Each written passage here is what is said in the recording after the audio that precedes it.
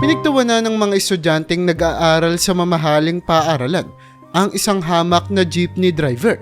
Pero nang malaman nila ang tunay na katauhan ng driver, ay napalitan ng takot at pangamba ang kanilang mga ngisi. Ateneo University, isa sa pinakamalalaking universidad dito sa Manila, kung saan tanging mayayamang mga estudyante nga lamang ang nagagawang makapasok dito. Hindi basihan kung matalino ka o kung gaano ka kasipag mag-aral. Ang importante ay kaya ng mga magulang mo na bayaran ang napakalaking halaga ng tuition para makapag-aral ka dito. Bawat semestre, umaabot ng 100,000 ang binabayaran ng bawat mga estudyante sa Ateneo. Kaya naman, wala talagang espasyo ang mga mahihirap sa universidad na ito. At napakarami na ring mga pagkakataon na may mga hindi magagandang nangyayari sa mga taong walang pera sa lugar na ito. Kaya naman sa ganitong mga lugar kung saan makapangyarihan at mataas ka kapag marami kang pera, hindi na maiiwasan na may mga grupong nabubuo. Grupo ng mga mayayaman at mga estudyante na merong makapangyarihang pamilya. Isa sa pinakasikat na grupo sa Ateneo ay ang grupo ng lalaking si Jacob at ang 4 na iba pa niyang mga kaibigan. Si Jacob ay anak ng isang mayor, habang ang 4 niya namang mga kaibigan na sila Lawrence, Timothy, Francis at Daniel ay nagmula din sa may impluwensyang mga pamilya na meron ngang malalaking mga negosyo, hindi lamang dito sa Pilipinas, kundi maging sa iba't ibang bansa. Nang dahil sa natamasang kapangyarihan at kayamanan ng mga kabataan na ito sa murang edad pa lamang, ay naging abusado sila. Hindi na nga nila nakita ang pagkakapantay-pantay ng mga tao sa lipunan. Para sa kanila, sila ang may tuturing na pinakamataas at hindi nga pwedeng yurakan ang kanilang pagkatao. Mula sa mga bisyo hanggang sa mga babae, lahat yan ay pinagsasawaan ng grupo na ito. Isang umaga, naglalakad ang grupo nila Jacob habang masaya silang nagtatawanan at nag-uusap tungkol sa kanilang mga kayabangan. Pagdating nila sa kantin, ay tila ba sila si Moises na hinahawi ang dagat. Kusa kasing nagsisialisan ang mga estudyante sa direksyon na kanilang dinadaanan hanggang sa halos wala na ngang natira sa kantin. Lahat sila ay handang ipaubaya ang kanilang pwesto para hindi sila mapag-initan ng grupong ito. Matatalino talaga mga estudyante dito sa Ateneo no? Ngising wika ni Jacob. Nagtuwa na naman ang 4 niya pang ibang mga kaibigan. Dapat alam nila kung sinong binabangga nila. Bawal bobo dito. Saad naman ni Daniel. O Francis, umorder ka na ng makakain natin. Ikaw na rin magbayad Pag-uutos ni Jacob kay Francis. Wala namang magawa ang lalaki, kaya naman tumayo na lamang siya at pumunta na sa counter upang mag-order ng kanilang mga pagkain. Sa katunayan yan, napakababa ng tingin ng grupo na ito kay Francis. Para sa kanila, pipitsuging nakikisali lamang ito sa grupo. Pero dahil kailangan nila ng utusan sa grupo, ay hindi nila ito ginagalaw at hinahayaan lamang nila itong makasama nila. Napakabobo talaga niya ni Francis no? Pang-aasar ni Timothy nang makatayo at makaalis na si Francis.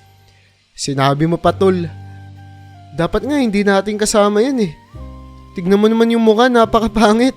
Baka isipin ng mga tao kung sino-sino lang pinapasali natin sa grupo natin. Pangangantsaw naman ni Lawrence. Tama na nga kayo dyan. Pasalamat nga kayo nandyan si Francis Nautos-utusan natin. Hindi na natin kailangan kumilos pa pag nandyan yan. Kung gusto nyo, batok-batukan nyo pa nga, wala yung magagawa Pagsingit naman ni Jacob na nagsisilbing leader sa kanilang grupo. Nagtawanan sila ng malakas habang patuloy lamang ang pang-aasar nila kay Francis. Maya-maya pa ay dumating na si Francis, dala-dala ang kanilang mga order. Uy, anong pinagtatawanan niyo dyan? Wika nito na pilit nakikisali sa kanilang usapan. Wala ka nang pakialam dun. Pambabara sa kanya ni Jacob. Ngumiti lamang si Francis at umupo na lamang sa tabi nila.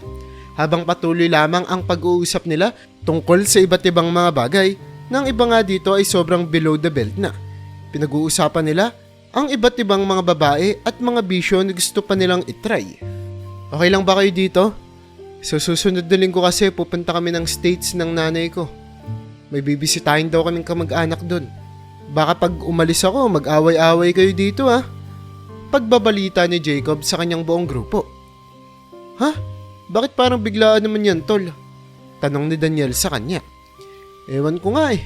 Mamamatay na daw kasi yung tito ko doon. Kailangan daw namin bisitahin, putya. Mamamatay na nga, bibisitahin pa. Anong gagawin namin doon? Bubuhayin siya, wala namang kaming kapangyarihan. Pinipilit akong isama ni ma'am. Kasama yung bunso kong kapatid. Gusto niya na makita daw kami ni tito hanggang sa uli. Wala nga akong pakialam sa tito kong yun eh. Mayabang na wika ni Jacob. Tumawa naman si Daniel. Kaya nga nakakairita yung ganyan. Bakit hindi na lang nila patayin kaagad yung tito mo, pinapahirapan pa? Ano yun, bago siya mamatay, hintayin pa kayo makarating sa States? Napakabobo rin no? Dagdag pa ni Daniel. Tumango naman si Jacob at tumawa. Nang biglang magsalita si Francis. Di ba kapatid yun ng nanay mo? Bakit ang sakit mo namang magsalita sa kanya? Saad ni Francis. Tinignan ng masama ni Jacob si Francis. Ano sabi mo, Francis? Pananakot nito. Oh yan, nakikisali ka kasi. Saad ni Lauren sa kanya. Napayuko na lamang si Francis at hindi nagsalita. Pasensya, hindi na ako makikisali sa usapan ninyo. Paghingi ng despensa nito, bigla namang tumayo si Jacob at binatukan ng malakas si Francis. Pagkatapos hinatak niya ito sa buhok. Dapat lang, alamin mo yung position mo dito sa grupong to. Hindi ka naman kinakausap, nakikisabat ka. Pweh, tumayo ka nga, buhatin mo yung bag ko. Aalis na ako dito. Nakakasira ka ng araw. Saad ni Jacob, habang tila ba alipin naman si Francis na sinusunod lamang ang utos nito. Patuloy na nagtawanan ng apat habang nasa likod lamang si Francis na naglalakad kasama nila. Kung meron lamang talaga sanang pagpipilian si Francis, ay hindi siya sasama sa grupong ito. Puro kasi sila narsistiko, mayayabang at talaga namang makasarili. Pero ang grupo din kasi ni Jacob ang minsang nagligtas sa kanya. 2 taon na ang nakararaan. Isang hapon kasi ay napatrobol si Francis sa ilang mga estudyante sa basketball club. Pilit nilang pinagtripan si Francis. Hinubaran ito ng damit at pinikturan habang hubot-hubo. Sabay-sabay nilang pinagtawanan ng lalaki nang biglang dumating ang grupo nila Jacob para takutin ang mga nantitrip kay Francis. Ang iba dito ay nagawa pa nga nilang mabugbog. Pero dahil malaki ang pinapasok na pera ng estudyanteng si Jacob, sa kanilang paaralan ay hindi siya naparusahan sa ginawa niyang pambubugbog sa mga niyang bully kay Francis. Kaya naman simula nga noon ay nagkaroon ng malaking utang na loob si Francis sa grupong ito. At lagi niya na nga itong nakakasama. Wala na siyang pakialam kung tingin man nila sa kanila ay isang alipin o utusan. Para sa kanya, kapag kasama niya ang grupo nila Jacob ay protektado siya at wala siyang kailangang intindihin pa. Kinahapunan, habang nasa kalagitnaan ng klase sila Jacob kasama ang kanyang buong grupo, katulad ng kanilang nakagawian, wala silang oras na makinig sa mga lesson ng kanilang professor. Hinahayaan lamang din sila ng mga teacher sa Ateneo dahil kahit bumagsak man sila Francis, ay kayang-kaya naman nilang bayaran ang mga semestreng ito at ang mga units na kanilang nabagsak. Talaga namang palakasan at paramihan ng pera sa universidad na ito. At ito ang tinatamasa nila Jacob. Napakatagal naman ng lesson natin, nakakabaryo na. Dapat hindi na tayo pumasok eh. Pagrereklamo ni Timothy kay Jacob, hindi ako pwedeng hindi pumasok. Alam mo naman si ma'am, tinatrack na yung mga activities ko dito sa school. Kinakausap niya yung mga teacher ko kung may attendance ba ako dito o wala. Baka mabawasan pa yung allowance ko kapag sinuway ko pa siya. Pagrarasyon naman ni Jacob. Nakakabaryo na dito eh. Gusto ko nang lumabas. Saad ni Timothy. Nang biglang magsalita si Lawrence. Alam ko na. Para masulit naman natin tong araw na to, pumunta tayo sa club. Pagkatapos ng klase, diretso na tayo dun. May bagong bukas na club sa BGC. Masarap dun. Mahal yung mga alak. Pang class S lang talaga. Siguradong marami din tayong makikitang chicks dun. Shit! Ngiting wika ni Lawrence. Napangiti naman si Timothy sa kanyang sinabi. Gusto ko yan. Sige mamaya, pumunta tayo dun. Gamitin na lang natin yung kotse ni Daniel. Mas maganda kung nasa iisang kotse lang tayo. Pagbibigay suwestyon ni Timothy. Bakit kotse ko? Kotse na lang ni Jacob. Ayoko mag-drive. Hindi ako pwedeng uminom pag ako yung nag-drive eh. Pagre-reklamo niya sa kanilang desisyon. Kotse mo na. Pagpilit sa kanya ni Timothy. Alangan naman si Jacob yung hindi pwedeng malasing. Baka sapak-sapakin ka lang yan. Pabirong wika nito. Napatingin naman si Daniel kay Jacob. Nakita niya na napakaseryoso ng titig nito sa kanya. Kaya naman napapayag na rin siya sa suwestyon ng mga kaibigan. Francis, ihanda mo na pera mo ha. Ikaw yung gagastos mamaya. Pag-uutos ni Jacob kay Francis. Nagulat naman si Francis. Ay, isasama niyo ako? Okay lang ba yun? Talaga namang walang kamalay-malay na wika ng lalaki. Oo naman, bakit hindi? Sad ni Jacob habang nakatitig sa kanya. Bukod sa mukhang ikaw yung may pinakamaraming pera dito, kailangan ko rin ng alalay. Kaya hindi pwedeng hindi ka kasama, naintindihan mo? Wika nito. Natigil lamang ang kanilang pag-uusap nang biglang tinitigan sila ng kanilang professor. Kaya naman napatahimik na lamang silang apat at nagpatuloy sa napaka-boring nilang klase. Nang matapos ang klase nila ay halos mapatalo na nga si Timothy sa kasiyahan. Hindi na siya makapaghintay pa na makapunta sa panibagong bukas na club. Teka lang, hindi yata ako makakasama. Biglang wika ni Francis habang naglalakad sila. May susunod pa kasi akong klase. Major subject ko yun, kailangan kong pasukan. Wika nito, habang natatakot sa magiging reaksyon ng kanyang mga kasama. Pero talaga namang tama ang kanyang hinala. Sobrang nanggalaiti sa galit si Jacob. Bakit ngayon mo lang sinabi? Kanina ka pa namin inaaya, wala kang sinasabi. Tapos ngayon napapunta na tayo tsaka ka magagaganyan. Lakas din ang tama mo no? Sigaw na wika nito. Kasi nalimutan ko. Sagot naman ni Francis. Maya-maya ay inakbayan siya ni Daniel. Wala ka nang magagawa, boy. Nangako ka na sa amin na sasama ka, kaya sasama ka. Gusto mo ba mabugbog ka namin dito? Seryosong wika nito na halatang may pananakot sa kanyang tono. Lumapit na rin si Timothy sa kanila. Sabay akbay din kay Francis. Oo nga. Malapit pa naman dito yung tagong parte ng school. Walang makakakita kapag binugbog ka namin dun. Naintindihan mo ba? Dagdag na pananakot pa nito. Kaya naman, wala nang nagawa si Francis kundi pumayag na lamang sa gusto nila. Sumama siya kahit alam niyang may importante siyang kailangang puntahan. Naglakad na nga sila papunta sa parking. Sumakay sa kotse ni Daniel. Habang nasa biyahe sila, ay ginagawa nila ang mga tipikal na gawain ng mga kabataan. Nagpapatugtog ng malakas, nagtatawanan at nag-uusap ng kung ano namang mga bagay. Habang si Francis ay tahimik lamang. Hindi niya talaga kayang makisabay sa grupong ito. Pero kinakailangan niyang pakisamahan sila. Hanggang sa makarating sila sa isang madilim na parte ng kalye. Nakakatakot naman dito, parang ngayon lang tayo nakadaan dito Wika ni Timothy sa kanila. Ano ka bakla? Natatakot sa madilim na kalye? Bobo. Nakadaan na tayo dito, sadyang hindi lang natin makita yung paligid. Pero shortcut daw to papunta sa VGC. Sagot naman ni Lawrence sa kanya. Huwag kayong matakot guys. Habang nagdadrive ako at ako yung nasa Manibela, walang mangyayaring masama sa inyo, trust me. Dagdag naman ni Daniel. Nang bigla na lamang huminto ang kanilang sasakyan. O bakit huminto? Galit na tanong ni Jacob. Pilit naman na pinaandar at inapakan ni Daniel ang silinyador ng kanyang sasakyan. Ngunit hindi na nga ito umuusad pa. Patay. Wika nito. Bakit? Ano nga nangyari? Muli pang pagtatanong ni Jacob. Napakamot naman ng ulo si Daniel. Kasi sinabihan na pala ako ni Daddy na kailangan palitan ng battery ng sasakyan na to. Mukhang hindi na tayo aandar. Kailan ko munang tumawag kay Daddy para mapuntahan niya tayo dito. Hindi rin kasi ako marunong magpalit ng battery nito Halos manggalaiti nga sa galit si Jacob nang marinig niya ang masamang balita. Takting buhay to. What have you done, Daniel? Stress na nga tayo sa school, pati ba naman dito sa sasakyan mo, stress pa rin tayo. Nakakairita ka naman. Wika ni Jacob. Habang si Daniel naman ay patuloy lamang sa paghingi ng despensa. O ikaw Francis, lumabas ka na nga lang muna. Maghanap ka ng pwedeng makatulong sa atin. Pag-utos naman ni Jacob kay Francis. Ha? Ang dilim-dilim sa labas. At mukhang wala naman tao dun eh. Pagrereklamo ni Francis. Pero tinitigan siya ng masama ni Jacob. Kaya naman wala na siyang nagawa, kundi sundin ang utos nito.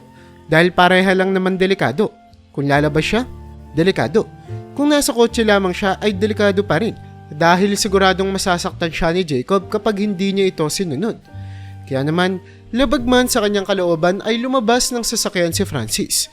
Nagbabaka sakaling makakahingi ng tulong sa iba. Napakadilim naman dito. Meron ba talagang tao na pwedeng makatulong sa amin sa lugar na to? Hays, sana makabalik pa ako ng ligtas dun sa sasakyan. Natatakot na wika niya habang binabaybay ang tila ba napakahaba at napakadilim na kalsadang iyon. 2 minuto sa kanyang paglalakad ay bigla siyang nakakita ng isang ilaw mula sa malayo. Ilaw yon ng sasakyan. Kaya naman mabilis niya itong nilapitan. Nagbabaka sakali na ito na nga ang hinahanap nilang tulong. Nang makalapit-lapit pa siya ay napagtanto niya na jeep pala ang kanyang nakita. At sakto naman na merong nagpapahinga na driver sa loob nito. Sir, good evening po. Bungad na wika ni Francis sa driver ng jeep. Oh, iyo, anong ginagawa mo dito? Gabi na. May kailangan ka ba? Pagtatanong ng jeepney driver sa kanya. Kasi po, nasiraan po kami ng sasakyan, hindi po kalayuan dito. Kailangan po ng tulong ng mga kaibigan ko, pwede niyo po ba kaming tulungan? Buong pagrespeto at paggalang na wika ni Francis sa driver. Nahabag naman ang loob ni Manong driver sa kanya. Iniisip na kung ganito kagalang si Francis ay siguradong mababait din ang kanyang mga kaibigan. Kaya naman hindi na siya nagdalawang isip pa. Agad niyang pinuntahan ang sasakyan na tinuturo ni Francis. Dala-dala ang kanyang jeep. May nahanap na ako na tulong, wika ni Francis sa kanyang mga kaibigan. Tinapik naman ni Jacob ang kanyang ulo. Good job! Kaya masarap kang alalay eh, wika nito. Pero nang makita niya na jeepney driver ang tutulong sa kanila ay halos mandiri siya. Wala ka bang ibang mahanap na iba? Jeepney driver pa talaga? Wika ni Jacob habang minamaliit ang driver. Huwag ka maingay, baka marinig niya. Siya lang ang pwedeng makatulong sa atin, wala na akong makitang ibang tao doon. Sagot naman ni Francis sa kanya. Kaya naman wala nang nagawa si Jacob. Hinayaan niya si Manong driver na tignan ang sira ng kanilang sasakyan. At nakita nga nito na kailangan ng palitan ng battery ng sasakyan ni Daniel.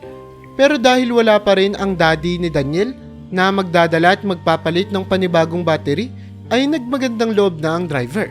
Napasakayin ang grupo ng mga kabataan na ito at dalhin sila sa kanilang destinasyon. Ano? Wala na tayong ibang choice. Kailangan nating sumakay sa nakakadiring jeep na yun. Wika ni Jacob habang kinakausap ang kanyang mga kaibigan. Hindi naman yun nakakadiri. Sad naman ni Francis. Oo na Francis, hindi naman kailangan ng opinion mo. Ano, sasakay ba tayo sa jeep? Tanong pang muli ni Jacob sa mga kaibigan niya. Mukhang wala na tayong magagawa. Sad ni Lawrence. Oo nga, kesa naman gumugol tayo ng buong gabi dito. Sayang lang yung oras. Pagsang-ayon din ni Daniel. Ikaw Timothy, okay lang ba sa'yo? Tanong ni Jacob sa huli niyang kaibigan na hindi nagsasalita. Hindi ko alam Jacob eh. Ngayon lang ako makakasakay ng jeep, baka masuka ako. Pero sige, kung umagree naman na lahat, then I will go. Sumakay na tayo sa nakakadiring jeep na yan. Ayoko lang amoyin yung jeepney driver. Parang ang baho ng amoy eh. Wika nito sabay tawa. Nagtawanan din naman ang buong grupo. Habang si Francis ay nananahimik lamang. Gamit ang jeep ay hinatak ni Manong driver ang sasakyan ni Daniel papunta sa gilid ng kalsada. Habang hinihintay nito ang daddy ni Daniel na magpapalit ng battery. Tatawagin na lang daw ako ni daddy kapag nandito na siya. Sa ngayon, pwede na tayong umalis, pumunta na tayo sa club. Meron din naman siyang duplicate key ng sasakyan ko kaya siguradong safe lang naman yung sasakyan ko dito. Saad ni Daniel bago sila tuluyang sumakay ng jeep at umalis. Masaya naman si Manong driver na makakatulong siya sa mga kabataang ito. Naaalala niya rin kasi yung mga panahon na kasing edad niya ang mga batang ito. Meron din siyang barkada na talaga namang iba't iba rin ang trip sa buhay. Pero talaga namang hindi inaasahan ng driver na ito ang kanyang mararanasan sa kamay ng grupo ng mga estudyante na ginagawan niya ng kabutihan. Pasensya na kayo sa jeep ko, medyo masikip at maliit, siguradong hindi kayo sanay dito. Wika ng jeepney driver na ang gusto lamang ay maging komportable ang magbabarkada sa kanyang jeep. O na, sige na, umandar ka na dyan. Bastos na saad ni Jacob sa driver. Hindi na lamang pinansin ng driver ang kanyang sinabi. Iniisip na baka ay ganito na lamang magbiro ang mga bata ngayon. By the way, ako nga pala si Mike. Magandang gabi sa inyo ha. Pupunta na tayo doon sa destination nyo. Saan ba tayo pupunta? Malumanay niya ulit na pagtatanong. Sa club, doon kami pupunta. Kanina pa namin sinasabi sa'yo, bingi ka ba? Sagot naman ni Daniel sa kanya. Sa mga pagkakataon na ito ay napatahimik na lamang ang jeepney driver. Hindi naman niya pwedeng ibaba na lamang sa kalsada ang grupo ng mga kabataan na ito. Dahil nangako siya na ihahatid niya ang mga ito sa kanilang destinasyon. Ano ba tong jeep nito? Napakabaho. Hindi ba to nalilinisan? Kadiri. Pagrereklamo ni Timothy. Kaya nga kaya never ako nakasakay dito sa jeep. Ayoko ng usok, ayoko ng sikip, ayoko ng lahat dito. Hoy driver, matagal pa ba tayo makakapunta doon? Mayabang na saad ni Timothy sa driver. Malapit na. Konti na lang. At saka kung pwede, wag mo naman ako sanang sigawan. Kahit papaano, mas matanda pa rin ako sa'yo. Saad naman ni Manong driver. Wala akong pake kung mas matanda ka sa amin. At wag kang mag-alala, babayaran ka namin. Hindi rin naman namin gustong sumakay sa nakakadiring jeep mo Kadiring jeep to. Feeling mo ba VIP yung pakiramdam namin dito? Hindi. Ayaw namin sa nakakadiring jeep mo at lalong-lalo na sa mabahong amoy mo. Wika pa ni Timothy sabay tawanan ng kanilang grupo. Habang nagtatawanan ng buong grupo at inaasar-asar ang jeepney driver, ay dahan-dahan naman na pumesto si Francis sa likod ng driver sa unahan ng jeep. Pasensya na po kayo sa kanila. Hindi ko po alam kung bakit ganyan po yung mga ugali nila. Bulong ni Francis. Ngumiti naman ang driver sa kanya. Huwag kang mag-alala, sanay na ako sa mga batang bastos. Nagtataka naman at tinignan siya ni Francis. Ano pong ibig niyong sabihin? Pagtatakang tanong niya. Ngunit hindi na sumagot pa ang driver. Pero pasensya na po talaga kayo. Kayo na po yung tumulong sa amin tapos nababastos pa po kayo ng ganito. Huwag po kayong mag-alala. Bilang pagtulong niyo po sa amin, magbabayad na lang po ako mamaya pagbaba namin. Dahil nakaistorba na rin po kami sa inyo. Dagdag pa ni Francis, sabay balik sa pagkakaupo sa tabi ng kanyang mga kaibigan. Hey Francis, ano yung binanong mo sa driver? Kung ano-ano na namang mga desisyong ginagawa mo sa buhay. Ang sabi ko, di ba, ako ang susundin mo? Bakit alis ka ng alis dito nang di ka nagpapaalam ha? Saltik talaga yung utak mo no? Wika ni Jacob habang dinuduro-duro ang ulo ni Francis. Napatingin naman si Manong driver sa salamin sa kanyang harapan. Sa pamamagitan ng refleksyon ng salamin ay nakikita niya kung papaanong pinagtutulungan ng buong grupo ang kaawa-awang si Francis. Kawawang bata. Wika niya sa kanyang sarili. Pero hindi pa pala doon natatapos ang masasakit na salita na maririnig ng jeepney driver na ito sa mga kabataan na tinulungan niya.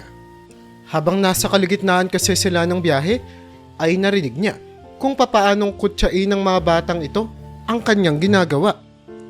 Alam mo par, patayin mo na lang ako kaysa mag-jeepney driver ako.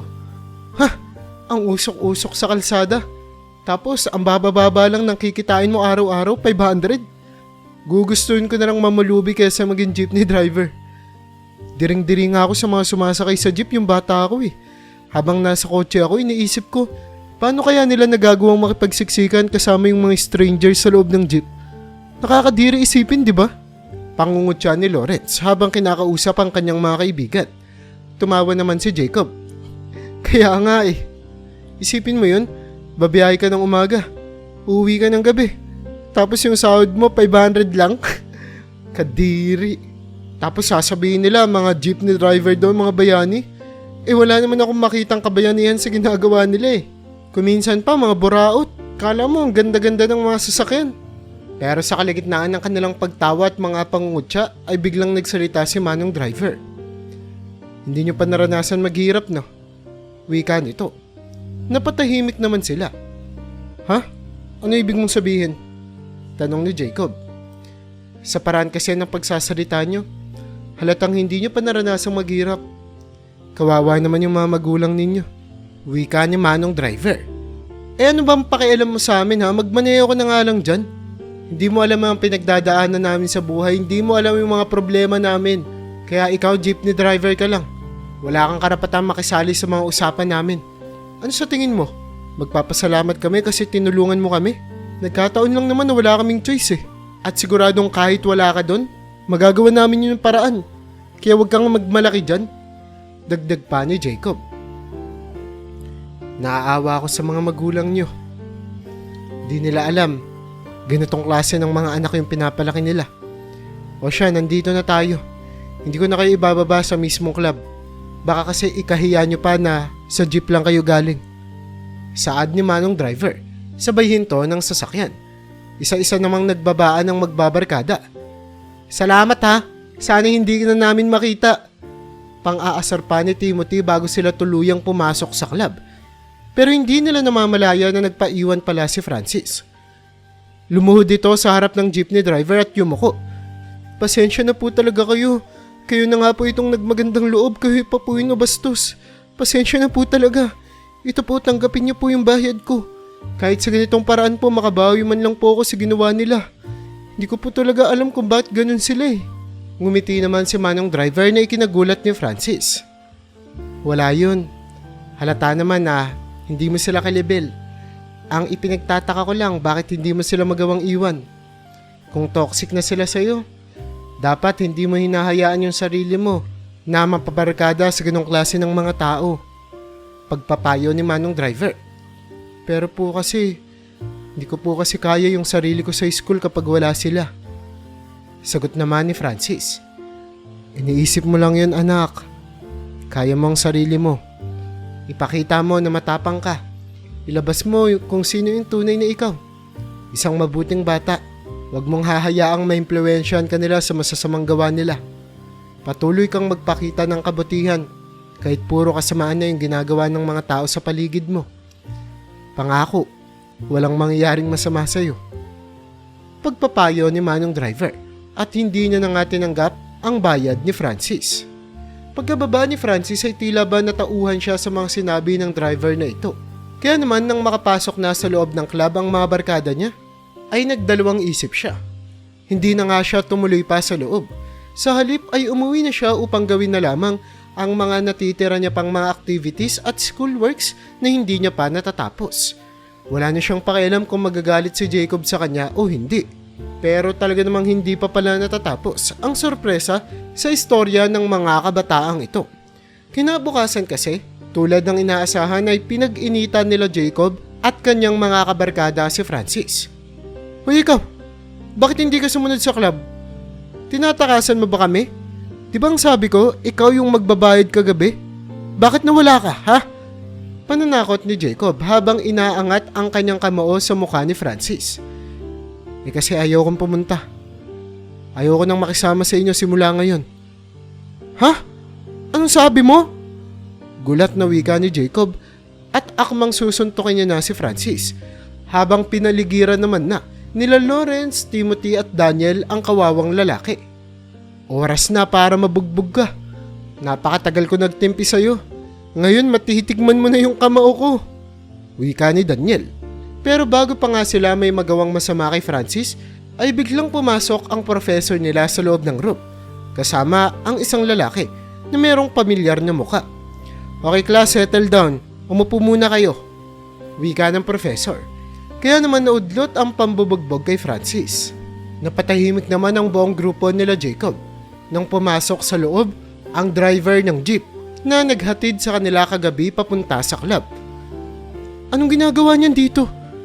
Wika ni Jacob nang biglang magsalita ang kanilang professor. Okay class, pinapakilala ko nga pala sa inyo ang panibagong principal ng ating university. Siya na ang magiging head ng faculty at head ng buong paaralang ito. Talaga namang napalitan ng pangamba at takot ang mukha ng barkada nila Jacob nang malaman nila na ang binastos nilang jeepney driver ay ang magiging panibagong principal na pala ng kanilang university. Paano nangyari yan? Nasaan na yung dating principal namin? Pagpoprotesta ni Jacob. Ako nang bahalang magpaliwanag dito. Saad naman ng panibagong principal na si Mike. Okay, kung nagtataka kayo kung nasaan na yung panibagong principal ninyo, nagretiro na. Kaibigan ko yun. At ako yung inarekomenda niyang papalit sa kanyang pwesto. Dahil alam niya kung gaano ako ka-istrikto. Alam niya kung gaano ako ka-prinsipyong tao. Na magagamit ko ngayon sa posisyon ko dito sa university na to. So for your further questions, pumunta na lang kayo sa office ko mamaya. Wika ng principal na si Mike bago tuluyang lumabas kasama ang professor nila Jacob. Naiwan namang nagtataka at gulat na gulat ang grupo nila Jacob. Nangangati na nga silang makatanggap ng kasagutan sa marami nilang mga tanong. Kaya naman agad silang pumunta sa opisina ng principal upang questionin ito. Niloloko mo lang ba kami kagabi? Mayabang na wika ni Jacob kasama ang kanyang mga barkada. Hindi kita niloloko. Hindi ko kayo niloloko. Kayo ba? Niloloko niyo ba ako kagabi? Saan niyo nakuha yung kabastusan ninyo? Saad ng principal na si Mike. Gamit-gamit ko yung jeep ng namatay kong kapatid. Kagabi yung nasiraan kayo? Yun din naman yung pagkakataon na sinubukan kong imaneho yung jeep ng kapatid ko. Mahal na mahal niya kasi yun kaya sinubukan ko kung ano nga bang pakiramdam na maging isang driver ng jeep. Bakit hindi niya maiwan yung trabaho niya kahit nakapagtapos naman siya ng pag-aaral? Lagi sa aking sinasabi ng kapatid ko na sobrang natutuwa daw siya at fulfilling sa pakiramdam sa tuwing nagagawa niyang maihatid yung mga tao sa kanilang destinasyon. Kaya yung nanghingi ng tulong si Francis sa akin kagabi, hindi na ako nagdalawang isip. Gusto kong maramdaman kung ano yung nararamdaman ng namatay kong kapatid habang nagtatrabaho siya. Pero parang mali ako. Kamalasan yata yung inabot ko sa inyo. Kaya naman ang kahapon na mayayabang at mga makasariling binata ay ngayon tila ba biglang naging pipe, natakot na magsalita. Lalabas na sana ang grupo nila Jacob nang biglang pahintuin sila ng principal na si Mike. Siya nagsabing pwede kayong lumabas. Wika nito. Gulat naman na tumingin sila Jacob sa kanya. Simula ngayon na ako na ang principal ng university na to, hindi ko napapalagpasin yung mga ginagawa niyong mga illegal sa loob ng eskwelahan ko. Ikaw Jacob, hindi mo na pwedeng bayaran yung mga teacher mo para may pasa ka. Sa katunayan yan, i-reverse ko lahat ng pasadong grades mo. Bagsak ang 8 units mo at wala kang magagawa tungkol dun. Kung gusto mong makapasa at hindi makikout sa university na to, kailangan mong mag-aral ng mabuti para may pasa yung mga subject na yun sa exam. At kayo naman, Lawrence, Timothy at Daniel, ganun din ang para sa inyo. Sabay-sabay kayong magre-remedial class at magte-take ng mga exam ninyo.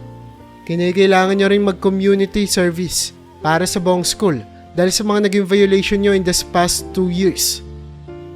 Ha? Anong sabi mo? Wika ni Jacob sa principal. Hindi mo na ako pwedeng pagtaasan ng boses ngayon, Jacob. Gusto mo bang madagdagan pa yung violation mo? Pananakot naman ni Mike sa kanila. Pero bakit si Francis? Bakit wala siyang kailangang gawin? Tinignan naman ng principal si Francis. Hinawakan ang kanyang mga papeles. Well, base dito sa records, pasado si Francis sa lahat ng mga exams niya. Wala din akong nakitang mga violation sa kanya. So bakit ko siya paparusahan? Wala nang nagawa ang buong grupo nila Jacob, kundi sundin na lamang ang utos ng principal. Sigurado kasing magagalit ang kanilang mga magulang kapag nalaman nila na marami silang bagsak na grado at marami din silang violation sa school. Kaya naman sa kauna-unahang pagkakataon sa Ateneo ay pinagwalis ng principal na si Mike ang buong grupo nila Jacob sa buong university. Nang dahil doon ay labis na kahihiyan ang naramdaman nila Jacob. Nawala na nga rin ang takot at pangamba na bumabalot sa mga estudyante sa tuwing nakikita sila. Isang karapat-dapat na parusa para sa mga estudyanteng mayayabang na katulad nila. Pero hindi pa rin nila nagawang maiwanan ang kanilang masasamang gawa. Kaya naman dahil sa kanilang mga pagbibisyo, ay tuluyan na nilang napabayaan ang kanilang pag-aaral. Hindi sila nakabawi sa mga bagsak nilang exam at grades. Kaya umulit sila ng panibagong taon na labis na gumalit sa kanilang mga magulang. Wala rin naman nagawa ang kanilang mga magulang dahil sa pagiging istrikto at sa pananatili ng principal ni si Mike sa kanyang prinsipyo. Hindi nila nagawang mabayaran ng principal. Kaya ngayon ay nagtitiis sila Jacob sa panibagong school year habang sinusubukan ng mag-aral at layuan ang kanilang mga nakagawian. Samantala si Francis ay gumraduate naman bilang cum laude at ang kauna-unahan ngang nag-congrats sa kanya ay ang principal na si Mike. Yung una pa lang tayo nakapag-usap at nagkita, alam ko na napakaraming mong potential sa'yo, Francis. And I'm glad to know na nakayanan mo lahat ng pagsubok. Congrats on your graduation. Sana magkita pa tayong muli. Wika ng principal habang niyakap naman siya ni Francis na puno ng pagpapasalamat. Kaya naman kung nagustuhan mo ang storya natin ngayon ay huwag mo namang kalimutang mag-like. Pindutin mo na rin ang subscribe button para makagawa pa tayo ng ganito kagagandang mga istorya sa susunod pang mga araw.